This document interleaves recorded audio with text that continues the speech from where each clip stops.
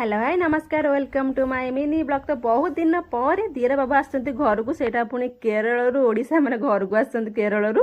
ତ କାହିଁକି ନା ଆମର ଯୋଉ ଚାଷ କାମ ପାଖେଇ ଆସିଲାଣି ତ ଚାଷ କାମ ହବ ସେଟା ଆମର ତ ଶାଶୁ ବୋହୂ ଦି ଜଣ ତ ସେଥିପାଇଁ ଚାଷ କାମ କରିବା ପାଇଁ ଘରକୁ ଆସଛନ୍ତି। ତ ଆଜି ଲଞ୍ଚରେ ଥିଲା ଆମର ମାଛ ତରକାରୀ ଚାନ୍ଦି ମାଛ ତରକାରୀ।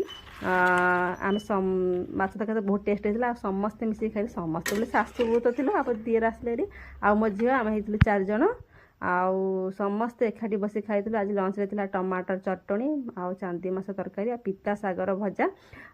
ବହୁତ ସବୁ କିଛି ବହୁତ ଟେଷ୍ଟ ହେଇଥିଲା। ରାତିରେ ଥିଲା ଆମର ପ୍ଲାନିଂ ହେଲା ବିରିୟାନୀ ବନିବ ଆଉ ସେଇଟା ପୁଣି ଆମର ଦିଅର ବାପୁ ବନେଇବେ। ରାଇସ୍ ଏବେ ସରିଯାଇଛି ବିରିୟାନୀ ରାଇସ୍ ଆଉ ସେଇଟା ପୁଣି ଚୁଲିରେ ବନେଇଥିଲେ ଆଉ ସେ ବହୁତ ବଢ଼ିଆ ବିରିୟାନୀ ବନାନ୍ତି। ବହୁତ କମ୍ ମସଲାରେ ବିରିୟାନୀ ବନାନ୍ତି ସେଥିପାଇଁ ବହୁତ ଟେଷ୍ଟ ଲାଗେ। ଫାଇନାଲି ଆମର ବିରିୟାନୀ ସରିଯାଇଛି ଆଉ ବିରିୟାନୀ ସରିଗଲା ପରେ ଆମେ ସମସ୍ତେ ମିଶି ଖାଇଥିଲୁ। ସମସ୍ତେ ବୋଲି ଆମେ ତ 3 ଜଣ ଥିଲୁ ଖାଇବା ପାଇଁକା। ତାପରେ ଆମେ ସାନ ବୋଉ ଘରକୁ ଫ୍ୟାମିଲି ବି ଡକେଇଥିଲୁ ଆଉ ସମସ୍ତେ ମିଶି ଏକା ଖାଇବାର ମଜା ସମସ୍ତେ ମିଶି ଖାଇବାର ମଜା କିଛି ଅଲଗା ଥିଲା। ଆଉ ସେ ସମସ୍ତଙ୍କୁ ଖାଇବା ବାଣ୍ଟି ଦେଇଥିଲେ ବାହାରେ ବସି ସମସ୍ତେ ଖାଇଥିଲେ ତାପରେ ସମସ୍ତଙ୍କୁ ବସେଇ ସେ ଖାଇବା ବାଣ୍ଟି ଦେଇଥିଲେ।